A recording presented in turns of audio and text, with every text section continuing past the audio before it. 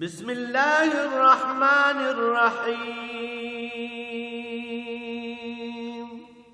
الرحمن علم القرآن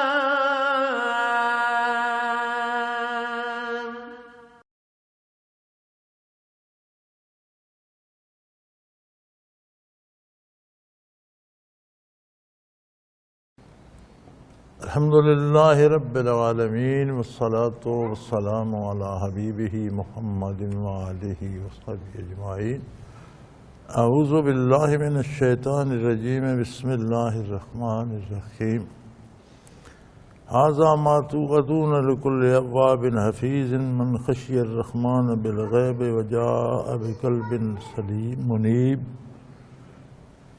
ادخلوها بسلام ذلك یوم الخلود لهم ما یشاءون فیہا ولدینا مزید اللہم سبحانک لا علم لنا الا ما علمتنا انک انت العلیم الحکیم مولایا صلی وسلم دائما ابدا علی حبیبک خیر الخلق کلہم۔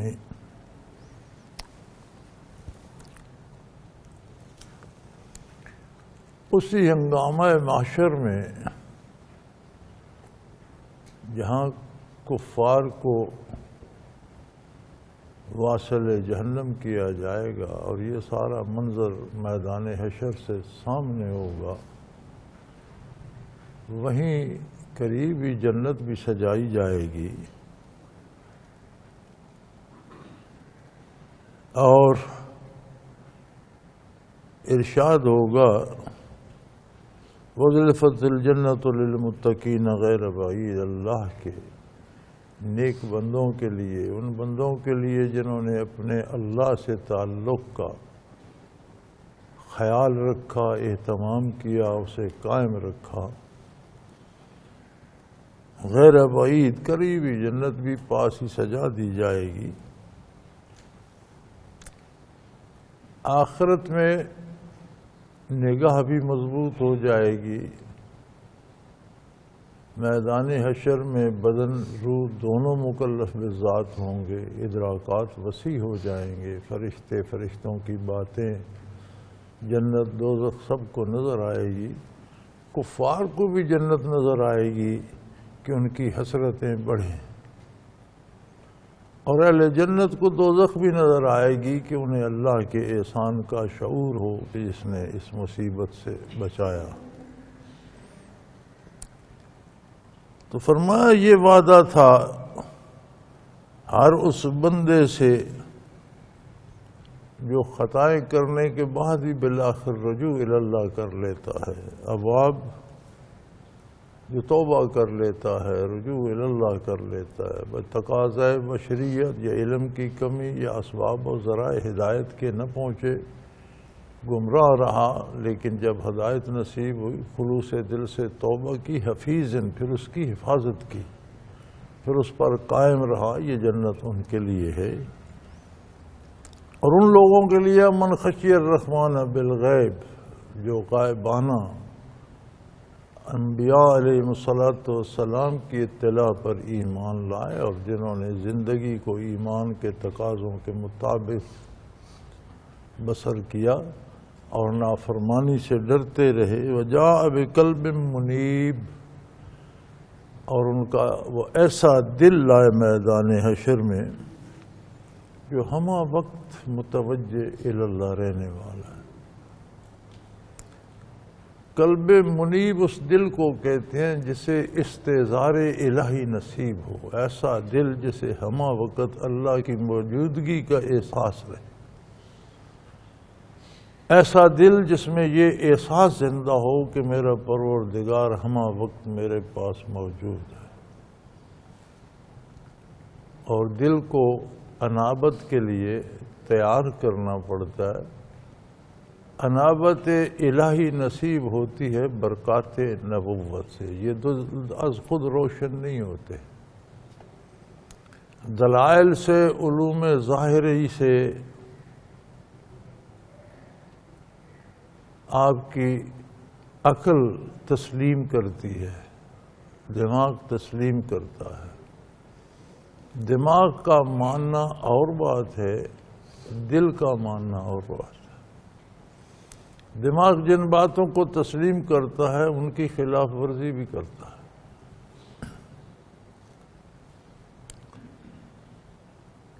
میں نے خود پڑھا،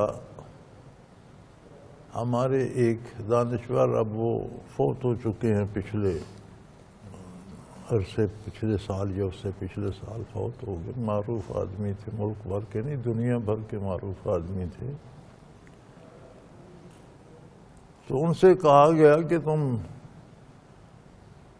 دینی باتیں بھی، دینی علم بھی تمہارا بہت وسیع ہے، دنیا میں بھی تم نامور بین الاقوامی شہرت کے آدمی ہو، تو پھر یہ شراب جیسی لعنت گلے پڑی ہوئی ہے تو کیا فائدہ؟ اب قرآن کریم میں ہے اجتنبوہ، تو انہوں نے کہا یار یہ حرام تو نہیں ہے، قرآن میں ہے اس سے پرہیز کرو، اور پرہیز کبھی نہیں بھی ہو سکتی۔ یہ ہے عقل کی رسائی۔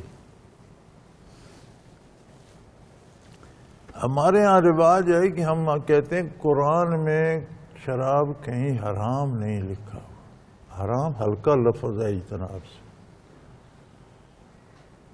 حرام صرف یہ نہیں کہ جو کتا حرام ہے یا گدھا حرام ہے یا سود حرام ہے، حرام کا معنی ہے منع۔ عربی میں تو کوئی بھی غلط کام وہ کہتے ہیں حرام۔ ہم مکہ مکرمہ سے مدینہ منورہ جا رہے تھے، 70 کے شروع کا زمانہ تھا، اس وقت نہ آج کل کی طرح کی کنوینس تھی، نہ آج کل کی طرح کی بھیڑ تھی، نہ رش تھا، اور نہ بندہ فوری پہنچ سکتا تھا۔ تو ہمیں راستے میں مغرب ہو گئی، ایک گاؤں تھا، سنگل سڑکیں ہوتی تھیں اور عام سواریاں ہوتی تھیں۔ تو اس گاؤں میں ہم مغرب کی نماز کے لیے رکے، تو مجھے وضو کرنا تھا، تو ایک نل سا لگا ہوا تھا پانی کا، بابا سا وہاں بیٹھا تھا دیہاتی، تو میں وہاں سے وضو کرنے لگا تو اس نے فوراً مجھے کہا ھذا حرام، کہ یہ منع ہے۔ اب وہ تو یہ کہہ رہا تھا، میں اسی پرانے طریقے اپنے پاکستانی حلال حرام سمجھ رہا تھا، تو میں نے کہا مویا ما فی الحرام، پانی تو حرام نہیں ہوتا۔ تو یہ ہے عقل کی رسائی۔ حالانکہ حرام سے اس کی مراد تھی کہ یہاں سے پانی لینا منع ہے، اس کے مالک نے روکا ہوا ہے نہ لو، تو میں وہ حرام حلال سمجھ رہا تھا۔ تو میں نے کہا پانی تو کبھی حرام نہیں ہوتا، پانی میں کون سی حرمت ہے؟ تو شراب کی حرمت حرام تو نہیں کہا اللہ نے کہا اجتنبوہ، یہ منع نہیں ہے، بلکہ اس سے اجتناب کا مطلب ہے کہ اس کے سارے وسائل بھی حرام ہیں۔ یعنی اگر آپ اس نیت سے انگور کھانے کا فروٹ ہے بہت اچھا ہے الحمدللہ، لیکن اگر آپ اس نیت سے انگور کاشت کرتے ہیں کہ میں اس کی شراب بناؤں گا تو وہ کاشت حرام ہے۔ اس پہ جو مزدوری کرتے ہیں اس کی اجرت منع ہے، حرام ہے۔ جب آپ بیچتے ہیں یا اس کا شراب بناتے ہیں تو حرام ہے، پینا تو دور کی بات ہے۔ یعنی اجتنبوہ ہو، اس سے ہر حال میں اس کے کسی ذریعے وسیلے سے بھی مس نہ کرو۔ ایک گاڑی والا اجرت پہ شراب لے کے جاتا ہے، اب گاڑی والے نے پینا تو نہیں ہے، انہوں نے اس میں رکھے بڑے بڑے ڈرم، اور اس کا کرایہ حرام ہے۔ مزدور مزدوری کرتا ہے، شراب کے ڈبے بوتلیں اٹھا کر رکھتا ہے، اس کی مزدوری حرام ہے۔ عقل کا یہ کام ہے کہ ہمارے وہ دانشور فرماتے ہیں یار قرآن میں کہیں حرام تو ہے نہیں، اجتناب کا معنی ہوتا ہے پرہیز، پرہیز کبھی نہیں بھی ہو سکتی۔ یہ رسائی ہے عقل کی۔ جب بات دل میں پہنچتی ہے تو اسے منع چیزیں جو ان کا نام سننے سے بھی نفرت ہو جاتی، وہ ہیلے بہانے نہیں کرتا۔ تو قلب منیب وہ ہے جس میں علوم حق کی رسائی ہو، جسے استظہار الہی نصیب ہو جائے، اور جسے یہ نصیب جو ہے کہ میرا اللہ ہر وقت میرے پاس، اور یہ نصیب ہوتی ہے برکات نبوت سے۔ نبی کریم صلی اللہ علیہ وسلم کی فیوزات دو طرح سے ہیں، علومات نبوت، علوم نبوت، برکات نبوت۔ قرآن کریم بھی ہمیں نبی کریم صلی اللہ علیہ وسلم کی معرفت پہنچا، علوم نبوت، تعلیمات نبوت میں سے ہے، نبی کریم نے بتایا یہ قرآن۔ ساری حدیث، آپ کا سارا عمل سنت ہے اور قرآن کی تفسیر ہے، یہ بھی ارشادات رسول، تعلیمات رسول ہیں۔ لیکن جو بھی بارگاہ الہی میں آیا وہ مشرک تھا، بت پرست تھا، یا جو کچھ بھی تھا، اس نے توبہ کی، بارگاہ نبوت میں پہنچا، کلمہ پڑھا، وہ صحابی ہو گیا۔ صحابیت اندر کی ایک کیفیت ہے، ولایت الہی کا کمال ہے۔ ہم ہر جسے ہم ولی سمجھتے ہیں کتنا احترام کرتے ہیں اس کا، حالانکہ یہ ہمارا گمان ہے یہ ولی ہے، ہمارے پاس دلیل کوئی نہیں ہوتی کہ ولی ہے یا نہیں۔ تو جن پر تاریخ بھی گواہ ہے کہ صحابی ہیں، اور جن پر قرآن بھی گواہ ہے کہ والذین معہ، جو آپ کے ساتھ تھے، تو جہاں ولایت کی حد ختم ہوتی ہے، جہاں ولایت کی انتہا ہے، وہاں سے تبع تابعین کے منازل شروع ہوتے ہیں۔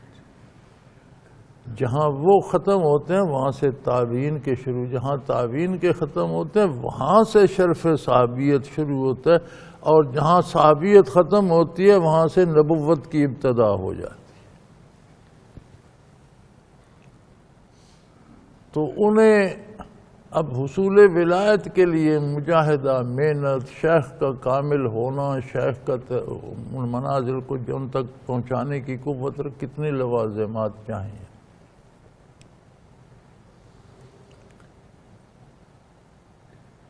تو صحابیت کتنی بلند ہے، لیکن ایک نگاہ سے وہ صحابی ہو گئے۔ یہ کیفیات ہیں جنہیں برکات محمد الرسول اللہ کہا جاتا ہے۔ قلب منیب تب بنتا ہے جب اسے برکات نبوت نصیب ہو، پھر وہ ہمیشہ ذاکر بھی ہو جاتا ہے، رات دن ہر وقت اللہ کو یاد بھی کرتا ہے، اور اسے اللہ کا ہر وقت حاضر ہونے کی کیفیت نصیب ہو جائے، اسے کہتے ہیں قلب منیب۔ فرمایا یہ جنت ان کی ہے جو قلب منیب لے کر میری بارگاہ میں آئے، اور انہیں حکم ہوگا ادخلوہا بسلام ذالک یوم الخلود، آج سلامتی کے ساتھ داخل ہو جاؤ۔ دنیا میں تو دعائیں ہوتی ہیں نا، السلام علیکم، آپ پر اللہ کی سلامتی ہو۔ آج دعا نہیں، آج واقعی سلامتی تم پر نازل ہو رہی ہے۔ اس سلامتی، اس سکون، اس اطمینان، اس مزے کے ساتھ اس میں داخل ہو جاؤ، اور یہ داخلہ آج کا دن کا داخلہ ہمیشہ کے لیے ہے۔ کوئی خطرہ نہیں ہے کہ کبھی اس سے نکالے جائیں گے، ایسی کوئی بات۔ جو داخل ہو گیا، پھر ہمیشہ نہ موت آئے گی، نہ کوئی دکھ ہوگا، نہ بڑھاپا ہوگا، نہ کوئی بیماری ہوگی، ہمیشہ جنت ہی میں رہو گے۔ لَهُم مَّا يَشَاءُونَ فِيهَا، جو چاہیں گے، جس چیز کی خواہش کریں گے وہ وہاں انہیں مل جائے گی۔ جو تمنا کریں گے، جو ان کی آرزو ہوگی، جو وہ چاہیں گے پا لیں گے۔ انسانی تمنائیں کتنی وسیع ہیں، کوئی کیا کچھ مانگے گا، عالی شان بنگلے، بے شمار جائیداد، سیرگاہیں، خوبصورت لباس، نوکر چاکر، بہترین کھانے، سب کچھ انسان جب مانگ چکے گا، وَلَدَيْنَا مزید، ہمارے پاس ابھی اور بہت انعامات باقی۔ جہاں انسان کی آرزوئیں دم توڑ دیں گی، جہاں انسان کی خواہشات ختم ہو جائیں گی، جہاں انسان سمجھے گا کہ اب اس کے بعد مانگنے کو کیا رہے گا، اس سے زیادہ ہمارے پاس ہے، ہم اور عطا کریں گے۔ اور یہ سارا کچھ اس عالم ابوگل میں بھی نظر آتا ہے۔ یہ اس بات پہ نازاں ہیں کفار کہ ہم نے نبی علیہ الصلوۃ والسلام کی بات نہ سنی نہ مانی، پھر بھی ہمارے پاس مال دولت بھی ہے، ہماری تجارت بھی چل رہی ہے، ہماری اولاد بھی ہے، ہمارے پاس جائیدادیں بھی ہیں، موج کر رہے ہیں۔ فرمایا یہ غلط ہے، تمہیں غلط فہمی ہے۔ وَكَمْ أَهْلَكْنَا قَبْلَهُمْ مِنْ قَرْنٍ، تاریخ اٹھا کر دیکھو کتنے ہستی بستی قوموں کو ہم نے تباہ کر دیا۔ جب وہ کفر پر اور برائی پر مصر ہوئیں تو دنیاوی اعتبار سے ان کے پاس بڑے وسائل تھے۔ ہم اشد منہم بطشا، تم سے زیادہ طاقتور تھے۔ وسائل ان کے پاس دفاعی زیادہ تھے، ان کی فوجیں طاقتور تھیں، ان کا پاس اسلحہ بہترین تھا، مال و دولت کی ریل پیل تھی۔ ہم اشد منہم بطشا، جو کچھ آج تمہارے پاس ہے اس سے زیادہ طاقت ان کے پاس تھی۔ ہم یہ سمجھتے ہیں نا سائنس نے آج بہت ترقی کر لی، جو قومیں تباہ ہوئی ہیں، جو حقائق سائنس کے انہوں نے سمجھے تھے وہ ابھی تک آج کی دنیا وہاں نہیں پہنچی، اور اس پہ ان کی نشانیاں۔ اب آج جو تباہ ہوئی اس کے پتھروں میں کاٹے ہوئے بنے ہوئے مکانوں اور گھروں کو دیکھیں، آج کی جدید مشینری اس طرح سے نہیں بنا سکتی۔ تو بڑی بڑی قومیں تباہ ہوئیں، فرعون، نمرود، شداد۔ جو آثار باقی ہیں اہرام مصر کے عجائبات دیکھیں بندہ حیران ہو جاتا ہے کہ اس میں جیومیٹری کے حساب سے، سورج کی شعاؤں اور روشنی کے حساب سے، ہواؤں کی سمت ان کے چلنے کے حساب سے، موسموں کے تغیر و تبدل کے حساب سے ایسی وہ بنائی گئی ہیں مینار، ایسی عمارتیں، ایسے پہاڑ وہ بنائے گئے ہیں کہ ان کے اندر عجیب و غریب تبدیلیاں واقع ہوتی۔ تو یہ سارے علوم ان کے پاس تھے تو انہوں نے بنائے۔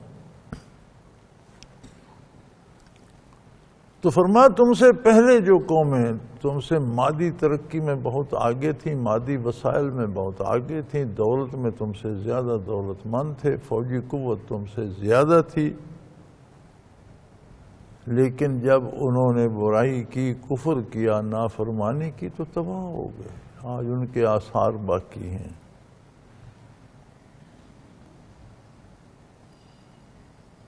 فَنَكَّبُوا فِي الْبِلَادِ، ان کی تجارتیں بھی شہروں میں پھیلی ہوئی تھی، وہ بھی بین الاقوامی تجارتیں کرتے تھے، تجارت ان کی دوسرے ملکوں تک، دوسرے شہروں تک پھیلی ہوئی تھی۔ لیکن جب اللہ کی گرفت آئی، فَنَقَبُوا فِي الْبِلَادِ هَلْ مِن مَّحِیصٍ، تو پھر ان شہروں کی طرف بھی انہیں بھاگنے کی فرصت نہ ملی۔ ادھر جاؤ، ادھر وہاں بھاگ جاؤ، وہاں چلے جائیں گے، کہیں پناہ مل جائے لیکن کہیں پناہ نہ مل سکی۔ وسائل تھے، ذرائع تھے، بین الاقوامی تجارتیں تھیں، دور دور بڑے بڑے شہروں میں دوست بھی تھے، تعلقات بھی تھے، بھاگے کہ وہاں پناہ ملا، اللہ نے بھاگنے نہیں دیا، تباہ ہو گئے۔ ان فی ذلک لذکری لمن کان لہ قلب او القی السمع وہو شہید۔ ان قرآن جب یہ واقعات بیان کرتا ہے تو اس میں نصیحت ہے، سراسر نصیحت ہے، عبرت کے مقامات ہیں، ہدایت پانے کے ذرائع ہیں، توبہ کرنے کی دعوت ہے، لیکن نصیحت تو وہ قبول کرتے جس کے سینے میں دل ہو۔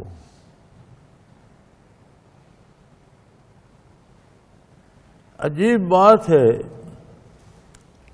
دل ایسا جزو ہے بدن کا، ایسا حصہ ہے جو شکم مادر میں کام شروع کرتا ہے اور کبھی رکتا نہیں، اور جب رکتا ہے تو موت واقع ہو جاتی ہے۔ کوئی ہزاروں سال بھی جیے تو شکم مادر سے لے کر موت تک دل اپنا کام کرتا رہتا ہے، اور جب دل کام چھوڑتا ہے زندگی ختم ہو جاتی ہے۔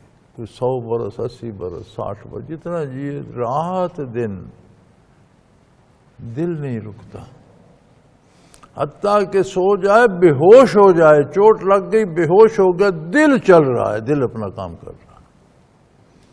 اللہ کے نہیں فرماتا لمن کان لہ قلب، جس کے سینے میں دل ہو۔ یہاں دل تو ہر کے سینے میں، فرمایا نہیں، پمپنگ مشین ہر ایک کے سینے میں ہے،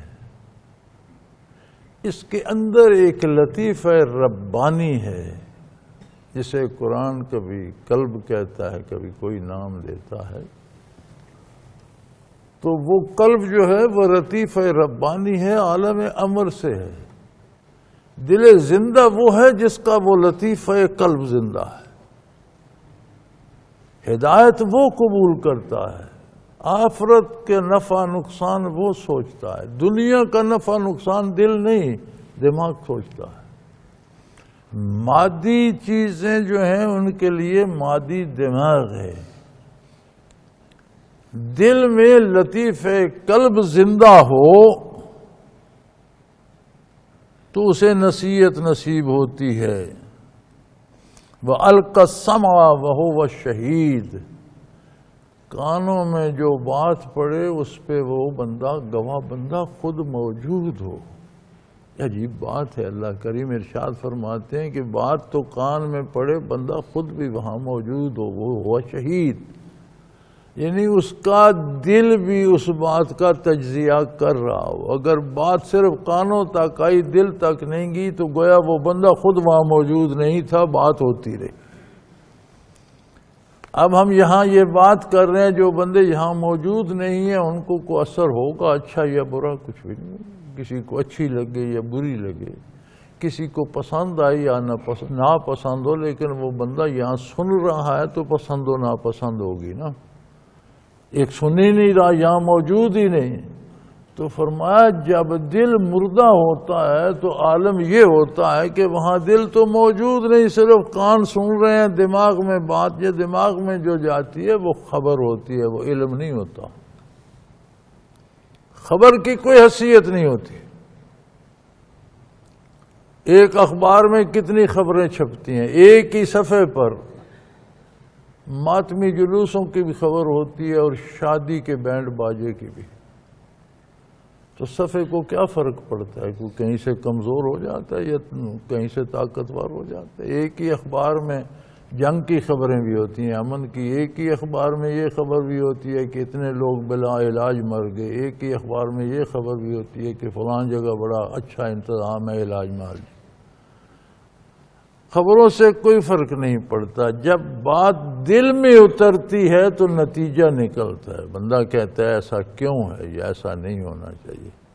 تو فرمایا نصیحت ان پر اثر کرتی ہے جو نصیحت سنتے وقت خود حاضر بھی ہوں۔ حاضر وہ ہے جس کا دل اثر قبول کر رہا ہے۔ اگر دل مردہ ہے، کان سن رہے ہیں، تو فرمایا نصیحت کا کوئی فائدہ نہیں ہوتا، اسے فائدہ نہیں ہوتا۔ تم یہ سمجھتے ہو کہ ہر کام جھٹ پٹ ہو جائے، ہم نے کفر کیا ابھی اس کا نتیجہ نکل رہا ہے، اور ہمارے بہت سے اللہ کے نیک بندے بھی اور نماز روزہ کرنے والے بہن بھائی بھی یہ سمجھتے ہیں کہ میں اتنی نمازیں پڑھتا ہوں تو یہ نہیں ہوا، وہ نہیں، میں نماز باقاعدگی سے پڑھتا ہوں، ذکر بھی کرتا ہوں، تہجد بھی پڑھتا ہوں، میرے بیٹے کو نوکری نہیں ملتی۔ کمال ہے یار، نماز معرفت الہی کے لیے، اطاعت الہی کے لیے، اتباع رسالت کے لیے، دنیا کے امور دنیا کے طریقے سے ہوں گے، یہ اللہ کی رضا کے حصول کے لیے، نوکریاں یہ دکان چلانے کے لیے تو نہیں۔ اسی طرح کافروں کا بھی خیال تھا کہ اگر حضور سچ فرما رہے ہیں تو ہم نہیں مان رہے، پھر آ جائے عذاب۔ فرمایا وَلَقَدْ خَلَقْنَا السَّمَاوَاتِ وَالْأَرْضَ وَمَا بَيْنَهُمَا فِي سِتَّةِ أَيَّامٍ، ہم نے 7 دنوں میں 6 دنوں فی 6 ایام، ہم نے 6 دنوں میں، ہفتے میں، زمین و آسمان، زمین کی ساری مخلوق، پہاڑ، دریا، میدان، رویدگی، اس میں حیات، یہ سارا کچھ، پھر فضائیں، بادل، سیارے، ستارے، سورج، آسمان، پھر آسمان کا نظام، یہ 6 دنوں میں ہم نے مکمل کر دیا۔ حالانکہ اللہ جب چاہتے ایک کن سے آنے واحد میں سب ہو جائے، ان یقول لہ کن فیکون، اذا اراد اللہ شیئا، جب اللہ کسی چیز کو کرنا چاہتے ہیں، فیقول لہ کن، اسے کہتے ہیں ہو جا، وہ ہو جاتی۔ فرمایا ہم نے کن سے پیدا نہیں کی، ایک ترتیب سے پانی پیدا فرمایا، پھر اس پر ایک جھاگ کا ٹکڑا سا تھا، وہاں سے مٹی بنی زمین، پھر اس کو پھیلایا، وہ مرکزی نقطہ جہاں تھا وہاں بیت اللہ شریف ہے، وہاں سے ساری زمین پھیلائی، پھر اس پر پہاڑ بنائے، پھر اس میں دریا، چشمے، ساری رویدگی، سارا نظام ارضی، پھر نظام فلکی۔ تو یہ ترتیب وار 6 فطرت کا قانون ہے۔ اگر تم آج گناہ کر رہے ہو تو قانون فطرت کے مطابق ایک دن ان پر نتیجہ نکلا ہے، اگر تم نیکی کر رہے ہو تو فطرت کے مطابق نظام چلے گا، تم بیمار بھی ہوگے، تمہیں بھوک پیاس بھی ستائے گی، گرمی سردی بھی لگے گی، نیکی چلتی رہے گی تو پھر وہ اپنے منزل تک پہنچ جائے گی۔ یہ قانون فطرت ہے، اسے نہ تمہاری نیکی بدل سکتی ہے نہ کسی کی برائی۔ نہ عبادتگار کو یا ذاکر کو گھبرانا چاہیے کہ میں نے اتنی محنت کی ابھی ہو گیا۔ بعض مجھے احباب کی میل بھی، خط بھی آتے ہیں، بندوں کے بھی، بیویوں کے بھی، میں اتنا ذکر کرتی ہوں، اتنا مجھے نظر کچھ نہیں آتا۔ بھئی نظر آنا نہ آنا ایک الگ بات ہے، ذکر بنیادی طور پر رضائے الہی کے لیے ہے، اپنے ذات میں تبدیلی کے لیے ہے، برائی سے بچنے اور نیکی اختیار کرنے کے لیے۔ اگر یہ کام ہو رہے ہیں تو الحمدللہ، اب نظر آتا نہیں آتا، موت جب آئے گی تو کافر کو بھی فرشتے نظر آ جائیں گے، آپ کو بھی دکھا، مومن کو بھی نظر آ جاتے ہیں، کافر کو بھی، برزخ کھل جاتا ہے ہر ایک پر، ایک دن سب کچھ نظر آ جائے گا۔ اگر آج نہیں آ رہا تو کیا فرق پڑا؟ ہم نظر آنے کے لیے محنت نہیں کر رہے، ہم اللہ کی رضا کے لیے کر رہے۔ اللہ کی رضا کی مظہر وہ مثبت تبدیلی ہے جو ہمارے اندر پیدا ہوتی ہے، نیکی کی طلب، نیکی کی توفیق اور برائی سے بچنے کی توفیق۔ تو فرمایا یہ نظام قدرت ہے، یہ ایک ضابطے کے تحت چلتا ہے۔ تم جو بیج بو رہے ہو آخر ایک دن اس پر فصل پک جائے گی، گھبراؤ نہیں کہ ابھی بیج بویا ابھی سٹا لگ گیا۔ اگر تم برائی کر رہے ہو تو کفار کو خطاب ہے کہ گھبراؤ، یہ نہ کہو کہ آپ کہہ رہے ہیں تو ہم تباہ ہوئے تو نہیں، ہو جاؤ گے، گھبراؤ نہیں۔ اور یہ آسمان و زمینوں کی تخلیق اور کائنات کی تخلیق نے کوئی ہمیں تھکایا نہیں، اللہ کریم اس سے کوئی تھک نہیں گئے، کیونکہ تھک جانا ایک نقص ہے، کمزوری ہے، اور وہ نقائص سے بالا تر اور پاک ذات۔ تم تو ایک چھوٹی، تم اس نظام میں دیکھو تم کیا چیز ہو، کتنی مخلوق ہے زمین پر، صرف زمینی مخلوق کا بندہ اگر ایک انسان اپنے آپ کو لکھنا چاہے تو زمین پر اتنی مخلوق ہے کہ وہ اشاریہ لگا کر صفر لکھتا رہے، ساری عمر صفر لکھتا رہے گا، ایک لکھنے کی باری نہیں آئے گی۔ تجربہ کر کے دیکھ لو کتنی مخلوق ہے، اور اشاریہ 0.000 کہاں جا کرے نہیں آتا، ساری عمر لکھتے رہو، زیرو ہی لگتی رہے۔ تمہاری حیثیت کیا ہے؟ تم اپنی حیثیت کو دیکھو۔ اور اے میرے حبیب، ان کی اس طرح کی باتوں سے گھبرائیں نہیں۔ نیک اور صالح مسلمان کو بدکاروں کی ان مثالوں اور امتحانوں سے گھبرانا نہیں چاہیے۔ یعنی یہ گمراہ ہیں، ان سے کسی خیر کی کیا توقع ہے؟ اب جو اللہ کی بارگاہ میں سر تسلیم خم نہیں کرتے، بارگاہ الہی کے گستاخ ہیں، بارگاہ رسالت کے گستاخ ہیں، آپ ان سے کسی بھلائی کی امید کیوں رکھتے؟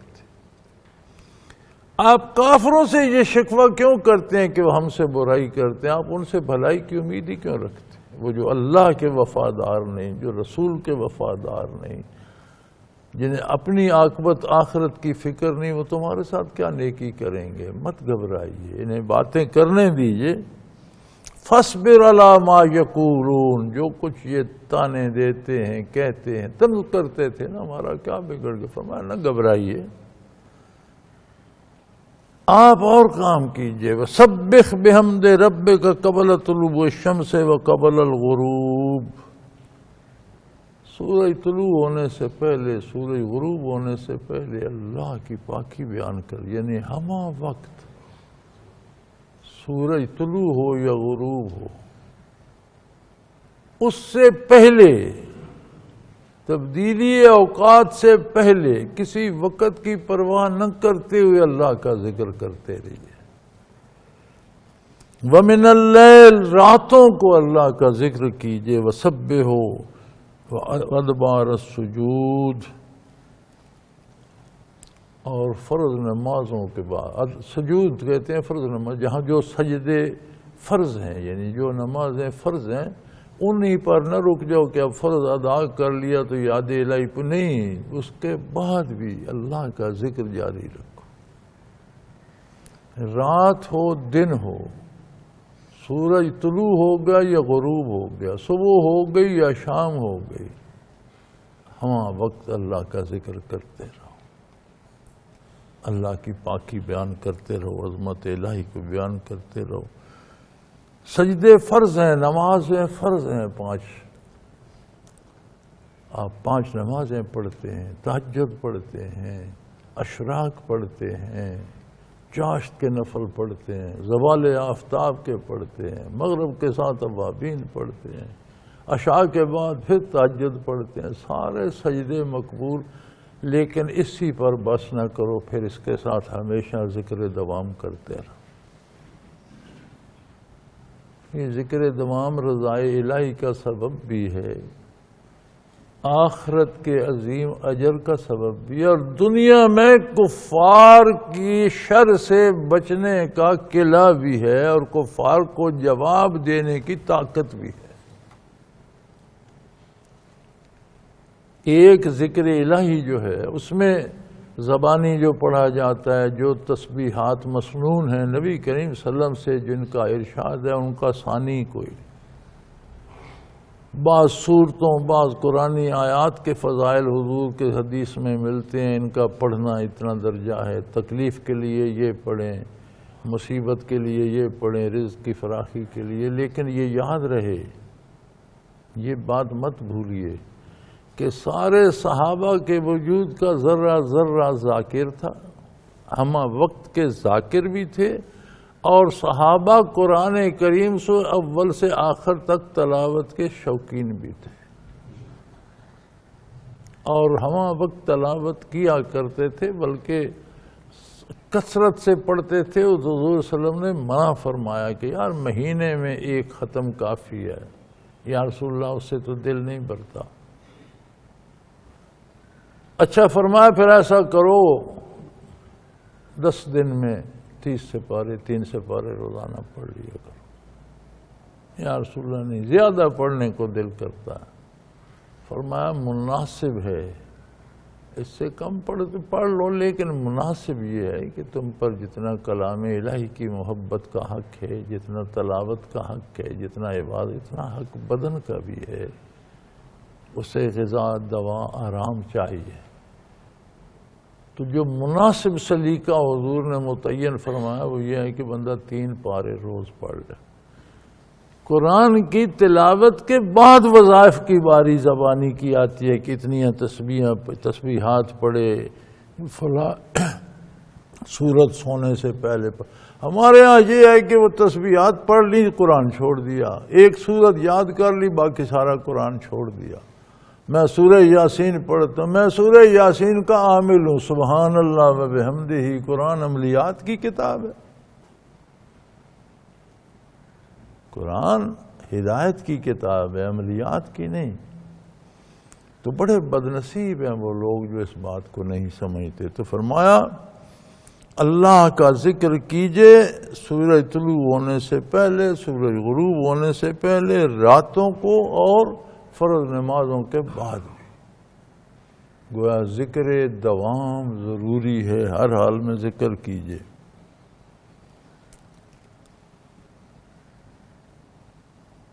وَاسْتَمِعْ يَوْمَ يُنَادِ الْمُنَادِ مِن مَّكَانٍ قَرِيبٍ، اور سن رکھو، مطلب تاڑ میں رہو، تاڑتے رہو کہ ابھی پکارنے والا قریب سے پکار دے گا، ابھی سور پھونکا جائے گا، ابھی اسرافیل کی آواز آ جائے گی، ابھی قیامت قائم ہو جائے گی۔ تمہارے پاس کوئی دلیل نہیں ہے کہ کتنا ممات فقط قام قیامت ہو کما قال رسول اللہ صلی اللہ علیہ وسلم، فرمایا جو مر جاتا ہے چھوٹی قیامت اس کی قیامت تو آ جاتی ہے، دار عمل ختم ہو گیا، حساب کتاب شروع ہو گیا تو اس کی قیامت تو آ گئی۔ تو تمہارے پاس کتنی فرصت ہے زندگی کی، کوئی پتہ ہے؟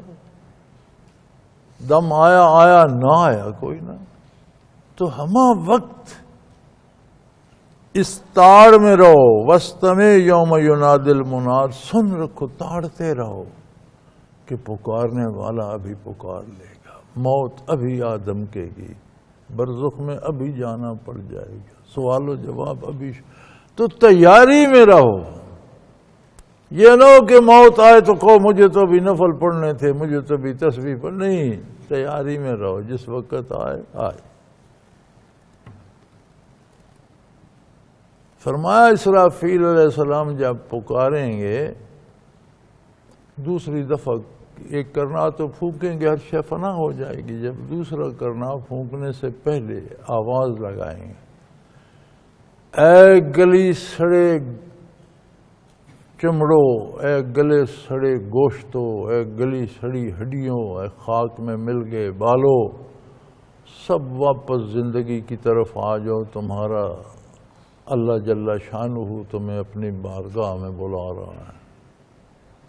حدیث شریف میں آتا ہے کہ ہر بندے کو ایسے معلوم ہوگا جیسے میرے کان میں ہی کہہ رہا، بہت قریب سے آواز سنائی دے، پھر کرناک کی آواز آئے گی، زمین پھٹ پڑے گی اور ہر چیز، سارے انسان نکل کھڑے ہوں گے، مخلوق نکل کھڑی ہوگی۔ فرمایا وَاسْتَمِعْ يَوْمَ يُنَادِ الْمُنَادِ مِن مَّكَانٍ قَرِيبٍ، اس بات کا ہمہ وقت کھٹکا رہے کہ ابھی آواز آتی ہے۔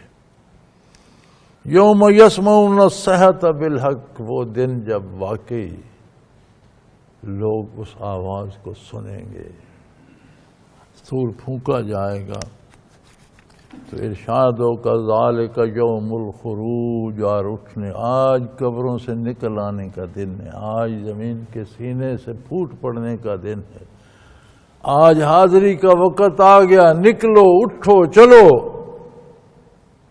فرمایا ہم وقت، اس وقت کو حاضر رکھو، اسے استحضار کہتے ہیں، عظمت الہی کا استحضار ہو، میرا رب بہت بڑا ہے، میرا رب میرے پاس ہے، میرا رب میرے ساتھ ہے، میری موت سب سے زیادہ قریب ہے، میرے کسی بھی وقت آ سکتی ہے، سورہ اسرافیل میرے لیے تو کسی وقت بھی پھونکا جا سکتا ہے۔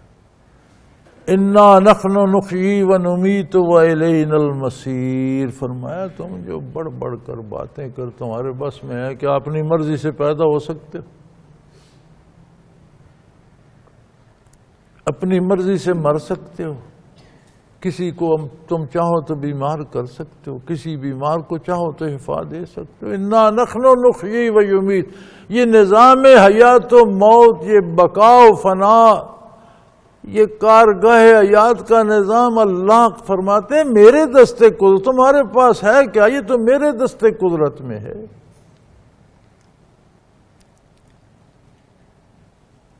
انا نحن نحیی و نمیت، یقیناً ہم زندگی دیتے ہیں، ہم موت دیتے ہیں، وَإِلَيْنَا الْمَصِيرُ، اسی لیے تمہیں ضرور لوٹ کر ہمارے پاس آنا ہوگا۔ ہم جو پیدا کرتے ہیں تم ہو جاتے، ہم جب موت بھیجتے ہیں تم مر جاتے ہو، ہم جب کہیں گے حاضر ہو جاؤ تم حاضر ہو جاؤ گے، چھپ نہیں سکو گے۔ پیدائش سے پہلے کسی کو پتہ ہوتا ہے میں پیدا ہو رہا ہوں؟ حکم ہوتا ہے پیدا ہو جاؤ، ہو جاتا ہے۔ موت سے پہلے کوئی تیار ہوتا ہے موت کے لیے؟ ہر کوئی چاہتا ہے نہ مروں، حکم ہوتا ہے مر جاتا۔ فرمایا تم مٹی میں مل جاؤ، تمہیں کوئی خبر بھی نہ ہو، جب ہم چاہیں گے تم کھڑے ہو جاؤ گے۔ جس طرح پیدا ہونے سے پہلے تم کوئی خبر نہیں تھی، ہم نے پیدا کیا، تم ہو گئے۔ تم پیدا ہو کھڑے ہو جاؤ گے، تم نہ چاہو کہ اللہ کی بارگاہ میں جائیں، تم نہ چاہو کہ حساب کتاب ہو، تمہیں حاضر ہونا پڑے گا، ہم کہیں گے تم حاضر ہو جاؤ گے۔ یوم تشقق الارض عنہم سراعا، جس دن مردوں پر سے زمین پھٹ جائے گی، شق ہو جائے گی۔ اللہ ذالک حشر علینا یسیر، اور وہ فوراً نکل کھڑے ہوں گے، اور ان سب کو واپس جمع کرنا ہمارے لیے بہت آسان ہے، کوئی مشکل نہیں ہوگی۔ کسی کے ذرات کہیں بھی ہیں، آگ میں جل گیا، درندے کھا گئے، گولہ بارود سے اڑ گیا، ذرا کسی نہ کسی مادے کی شکل میں روئے زمین پہ بکھر کر موجود ہوگا، زمین پھٹ جائے گی، ذرات مل کر وجود بن جائے گی، ہماری بارگاہ میں جمع ہوں گے، اور میں یہ جمع کرنا آسان ہے، کوئی مشکل نہیں۔ نحن اعلم بما یقولون، اے میرے حبیب، یہ جو حجت بازی کرتے ہیں آپ سے، کبھی طنز کرتے ہیں، کبھی آپ کے ارشادات کا انکار کرتے ہیں، کبھی اس پر اعتراض کرتے ہیں، نحن اعلم بما یقول، جو کچھ یہ کہتے ہیں ہم خود جانتے ہیں۔ انہیں خبر نہیں ہے یہ میرے روبرو کر رہے ہیں، پتہ انہیں اس دن لگے گا جب اس کا محاسبہ ہوگا کہ میرے نبی کی شان میں تم نے یہ گستاخی کی، اس نے تمہیں حق پہنچایا، تم نے یہ باطل جواب دیا۔ وما انت علیہم بجبار، آپ نے ان سے زبردستی قبول نہیں کروانا، ان سے منوانا آپ کا منصب نہیں ہے، ان تک پہنچانا آپ کا منصب۔ ہم جو آج کے مبلغ ہیں، جو اپنے آپ کو بڑا معتبر سمجھتے ہیں، ہمیں بھی یہ رویہ اپنانا چاہیے کہ بات لوگوں تک پہنچانے کے لیے کریں، منوانے کے لیے نہیں۔ کوئی نہیں مانتا تو اس کا معاملہ اللہ کے ساتھ ہے، کوئی عقیدے میں فرق کرتا ہے تو اس کا معاملہ اللہ کے ساتھ ہے، اللہ دیکھیں گے، اللہ پوچھیں گے۔ ہم یہ بتا سکتے ہیں کہ صحیح عقیدہ یہ ہے، عمل کا صحیح راستہ اور صحیح طریقہ اور سنت یہ ہے۔ اب اگر کوئی نہیں مانتا تو ہماری اس سے لڑائی کا کوئی حق نہیں ہے، اس پر فتوے لگانے کی ہمیں ضرورت نہیں ہے، وہ جانتا ہے کون مان رہا ہے کون نہیں مانتا۔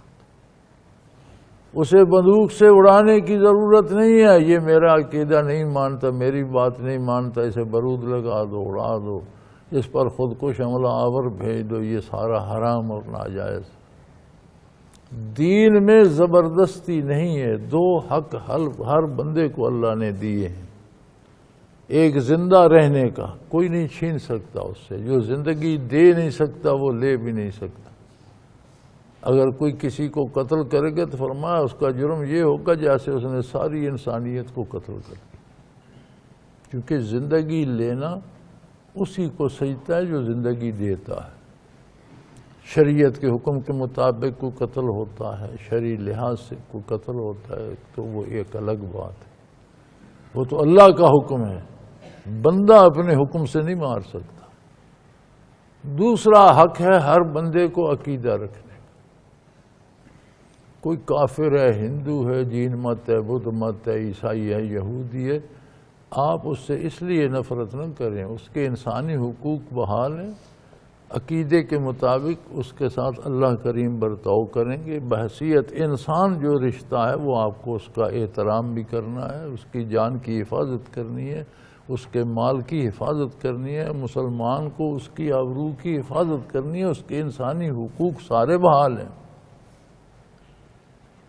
یہاں تو دشمنی شروع ہو جاتی ہے نا، مار دھاڑ شروع ہو جاتی ہے، یہ نہیں فرمایا۔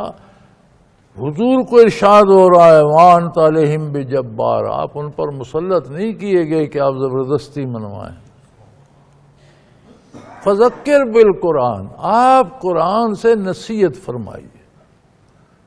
جو مانتا ہے وہ اپنے لیے مانتا ہے، اس کو برکات نبوت نصیب ہوں گی، جو نہیں مانتا وہ محروم رہے گا، ہمارے پاس آئے گا، سزا پائے گا۔ یہ لوگوں پہ چھوڑ دیجئے، آپ ان کو زبردستی منوانے کے مکلف نہیں ہیں۔ فذکر بالقرآن، آپ قرآن کے ساتھ نصیحت کیجئے۔ نصیحت بھی وہ نصیحت ہے جو قرآن و سنت کے مطابق ہو۔ جب ہم قرآن و سنت سے باہر نکل کر کہانیاں سنا کر لوگوں کو واعظ کرتے ہیں اور عقائد اور اعمال میں اس طرف لے جاتے ہیں جو قرآن و سنت کے مخالف ہیں، تو وہ نصیحت نہیں رہتی۔ نصیحت وہی ہے جو قرآن و سنت کے تابع ہو، وہ نصیحت ہے۔ اس حدود سے نکل جائیں تو وہ نصیحت نہیں رہتی۔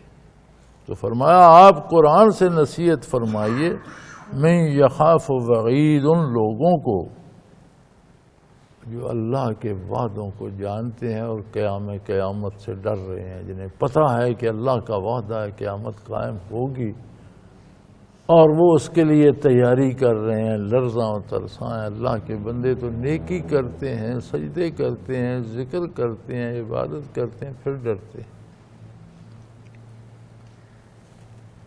اللہ اللہ اللہ، ہم کاشتکار لوگ ہیں،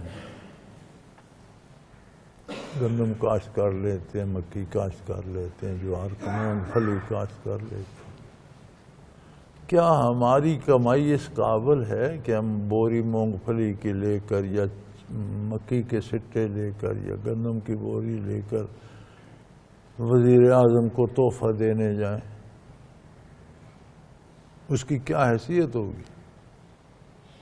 تم ملک کا وزیر اعظم ہے، دنیا کی ہر نعمت اس کے پاس ہے، تو اگر ہم سے وہ 10 سٹے مکی کے لے کر خوش ہوتے ہیں اور کہتے ہیں بڑی مہربانی آپ لائے، تو یہ تو اس کا احسان ہے، ورنہ اسے وہ تو اشارہ کرے تو وہاں ٹرکوں کے ٹرک تو آ سکتے ہیں مکی کے سٹے۔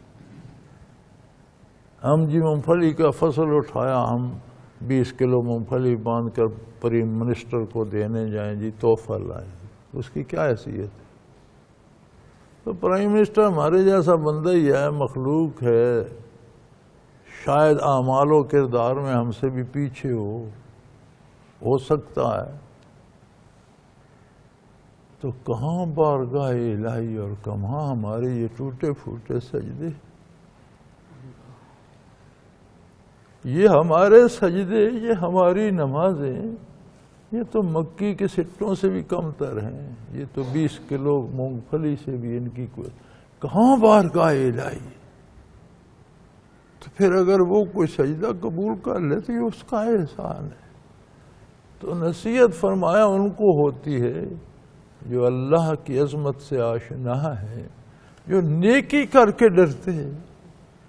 جو گناہ کر کے بھی نہیں ڈرتا اس کو نصیحت کیا ہوگی؟ جو غلط عقائد پہ ڈٹا ہوا ہے اور اسے کوئی اللہ کا خوف نہیں، جو برائی کر کے فخر کرتا ہے، اسے نصیحت کیا ہوگی؟ نصیحت بھی ان کے لیے ہے جو بھلائی کرتے ہیں، نیکی کرتے ہیں، عبادت کا، پھر ڈرتے ہیں کہ یار یہ تو میرے نمازیں ہیں۔ وہ بارگاہ کتنی بلند ہے جہاں انبیاء سر بسجود ہیں، جہاں محمد الرسول اللہ کے سجدے ہیں، جہاں فرشتوں کی تسبیحات ہیں، جہاں نباتات، جمادات، روئے زمین کی ساری مخلوق اس کی عظمت کے گنگار، میں مسکین کے سجدے کیا ہوں؟ میرے مراقبات میں کیا رکھا ہے؟ نصیحت ان لوگوں کو ہوتی ہے جو اللہ کے وعدے پہ یقین رکھتے ہیں اور عظمت الہی کا ادراک ہوتا ہے۔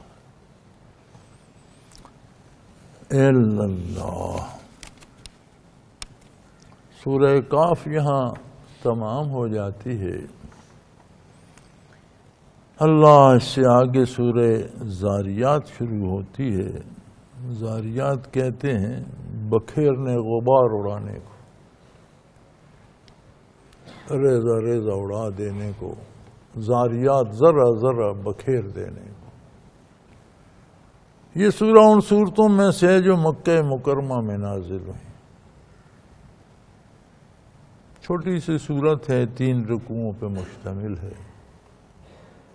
ارشاد ہوتا ہے والذاریات ذروا والحاملات وکرا والجاریات یسرا والمقسمات امرا انما توعدون لصادق وان الدین لواقع۔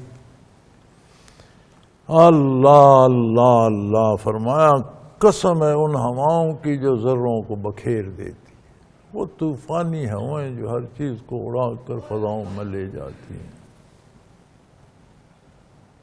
پھر اللہ قادر ہے ان ہواؤں کی قسم جو بادلوں کو، پانی کے سمندروں کو اٹھا لاتی۔ وہی ہوا ہوتی ہے جب حکم ہوتا ہے طوفان بن جاتی ہے، دوسری طرف حکم ہوتا ہے تو یہاں انسان کو تباہی کا خطرہ، وہ ڈر رہا ہوتا ہے طوفان آ گیا، آندھی آ گئی، مر جائیں گے، مکان گر جائیں گے، جانور مریں گے طوفان۔ وہی ہوا دوسری وقت سمندر سے اٹھا کے بخارات کو انسان کی خاطر ٹنوں پانی اٹھا کر پھر رہی ہوتی۔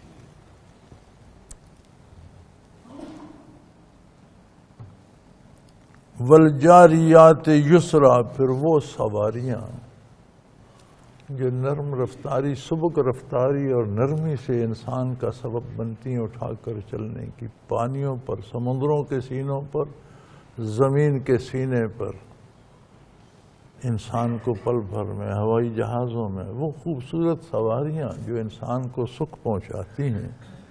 والمقسمات امرا، پھر ان فرشتوں کی قسم جو یہ ساری چیزیں تقسیم کرتی۔ قسم سے مراد ہوتا ہے کہ یہ چیز اس بات پہ گواہ ہے، اسی لیے فرماتے ہیں قسم صرف اللہ کی کھائی جائے۔ اللہ نے جو قسم کھائی ہے ان چیزوں کو گواہ فرمایا، یہ طوفانی ہوائیں اس بات کی گواہ ہیں۔ عاد و سمود پر آندھیاں آئیں، پل بھر میں اجاڑ تباہ کر کے رکھ دیا۔ اب بھی جب آندھی اٹھتی ہے تو ہر کوئی لرزتا ہے۔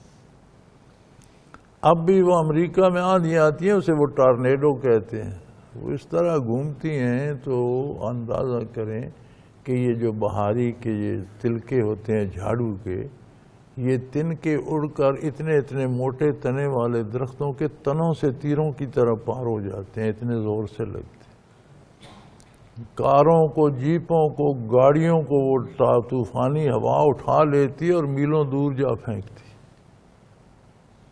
کبھی آپ نے دیکھا مکانوں کو اس طرح اڑاتی ہے جیسے کوئی چڑیا کا گھونسلہ تھا، تختہ تختہ ہو کر اڑ جاتے ہیں اس۔ فرمایا یہ بھی اس بات پہ گواہ ہے۔ وہ رحمت بھری ہوائیں جو ابر رحمت بنا کر لے آتی ہیں، وہ بھی اس بات پہ گواہ ہیں۔ وہ وسائل و ذرائع جو انسانی زندگی کو سہولتیں پہنچاتے ہیں، وہ بھی اس بات پہ گواہ ہیں۔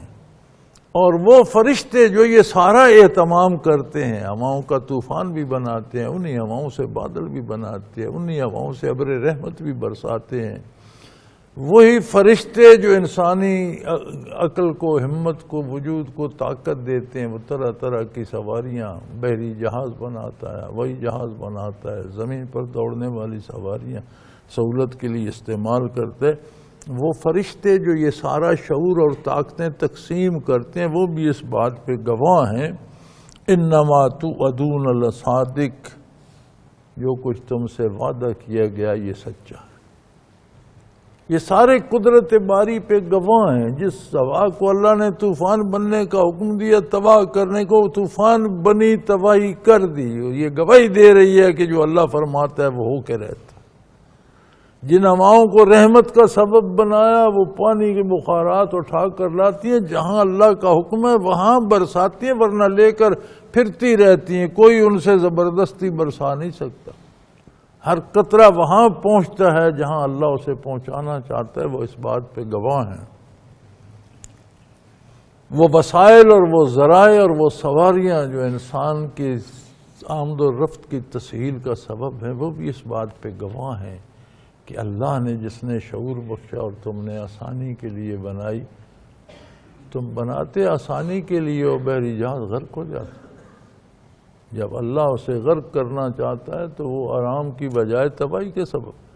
تم ہوائی جہاز میں آرام سے سفر کرنے کے لیے بیٹھتے ہو، اللہ چاہتا ہے تو وہ گر کر تباہ ہو جاتا ہے۔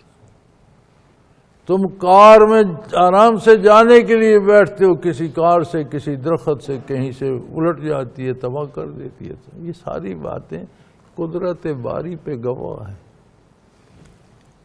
یہ اس بات کی گواہ ہے انما توعدون لصادق، تم سے جو قیامت کا وعدہ ہے وہ سچ ہے۔ یہ ساری باتیں اس کی دلیل ہیں کہ اللہ جو چاہتا ہے وہی ہوتا ہے، جو فرماتا ہے وہی ہوتا ہے۔ اللہ نے فرما دیا قیامت ہوگی، یہ سچ ہے۔ ان الدین لواقع، اور یقیناً قیامت قائم ہوگی، حساب کتاب کا دن قائم ہوگا، یقینی طور پر ہوگا۔ والسماء ذات الحبک، اس آسمان کی قسم جس میں مختلف راہیں بن گئی۔ فرمایا زمین ہی نہیں، میں نے آسمان کو بھی شہروں کی طرح بسا دیا ہے، میں نے آسمان میں بھی موٹر وے اور ہائی وے اور پیدل راستے، ہر طرح کی سڑکیں راستے بنا دیے۔ آسمانی مخلوق کا بھی بسیرا، وہاں سے وہاں جانے کا راستہ کیا اور یہاں سے یہاں نے کیا۔ آسمان کا نظام بھی اس بات پر گواہ ہے۔ انکم لفی قول مختلف یوفک عنہ من افک، یہ آسمان کی رنگا رنگی بھی اس بات پہ گواہ ہے کہ تم انسانوں میں اختلافات ہیں۔ جس طرح راستے مختلف ہیں، جس طرح فضائیں مختلف ہیں، جس طرح موسم مختلف ہیں، اسی طرح تمہاری سوچیں بھی مختلف ہیں۔ انکم لفی قول مختلف، تم اپنے کہنے اپنی باتوں میں اختلاف رکھتے ہو، تم اپنی سوچوں میں اختلاف رکھتے ہو، تم اپنے کردار میں اختلاف رکھتے ہو۔ یوفق عنہ من افک، لیکن یاد رکھو اختلاف ہدایت پہ بھی ہو سکتا ہے، لیکن وہ خلاف کی حد کے اندر رہتا ہے۔ خلاف اور بات ہے، اختلاف اور بات۔ خلاف ہوتا ہے بالکل اس سے الگ ہو جانا، اختلاف ہوتا ہے حد کے اندر مختلف سمجھنا۔ ایک بات کے تین پہلو ہیں، ایک بندہ ایک پہلو پہ عمل کرتا ہے، دوسرا دوسرے پہ کر لیتا ہے، تیسرا تیسرے پہ، تو یہ اختلاف ہے۔ اس میں ترجیح ہوتی ہے، اس میں صحیح یا غلط نہیں ہوتا۔ اگر ایک پہلو پہ عمل کرتے، وہ کہتے ہیں دوسرے جو دوسرے پہلو پہ عمل کر رہے ہیں وہ بھی ٹھیک ہے، لیکن یہ زیادہ بہتر ہے جو میں کر رہا، یہ اختلاف ہوتا ہے۔ اور جب اس حد سے نکلتا ہے تو وہ خلاف ہو جاتا ہے۔ تو فرمایا اللہ پاک جانتا ہے کہ تم میں اختلاف بھی ہے، ایک دوسرے کے مخالف۔ ایک اللہ کی عظمت کا قائل ہے، دوسرا اللہ کو ماننے کو تیار نہیں۔ ایک قیامت کا قائل ہے، دوسرا قیامت کو ماننے کو تیار نہیں۔ ایک نبی کی عظمت کا قائل ہے، دوسرا نبی کو ماننے کو تیار نہیں۔ ایک قرآن کو حق کہتا ہے، دوسرا کہتا ہے ضرورت ہی نہیں۔ یوفق عنہ من افک، فرمایا اس خلاف میں، مخالفت میں، حق کے خلاف وہی جاتا ہے جو پھدک کر جانا چاہتا ہے۔ زبردستی کسی کو نہیں بھیجا جاتا، کیونکہ انسان کو فیصلے کا اللہ نے اختیار دیا۔ جس کا غلط فیصلہ ہوتا ہے، جو خود گرنا چاہتا ہے وہی گرتا ہے، زبردستی کسی کو کفر میں پھینکا نہیں جاتا۔ فطری طور پر اللہ کسی کو یہ نہیں کہتا کہ تم کافر ہو جاؤ، اسے ساری فطری استعداد دے کر اس کے سامنے حق رکھتا ہے، پھر جو گرنا چاہتا ہے وہ گر جاتا ہے۔ قتل الخراسون، فرمایا حق کے خلاف جو بھی دلیل دیتا ہے وہ محض اس کی بات ہوتی ہے، گھڑی ہوئی، وہ دلیل نہیں ہوتی۔ اور اس طرح کی باتیں کرنے والے تباہ ہو گئے، انہوں نے اپنے آپ کو تباہ کر لیا، اپنی بربادی کے سبب بن گئے۔ الذین هم فی غمرۃ ساہون، یہ ایسے لوگ ہیں جو جہالت کی تاریکیوں میں بھٹک رہے ہیں، جنہوں نے ہدایت کے نور اور روشنی کو چھوڑ کر جہالت کے اندھیروں میں سر ڈال دیا ہے اور وہاں بھٹک رہے ہیں، اور پھر آپ سے کہتے ہیں یسألون ایاک ایان یوم الدین، پھر آپ سے کہتے ہیں کہ اے نبی آپ قیامت کا ذکر تو کہاں ہے، قیامت کب قیامت ہوگی، لو پھر قیامت کہاں ہے؟ ہمارا جہالت یہ ہوتی ہے، جہالت کی تاریکیاں اور اندھیرے انسان کو یہاں لے جاتے ہیں۔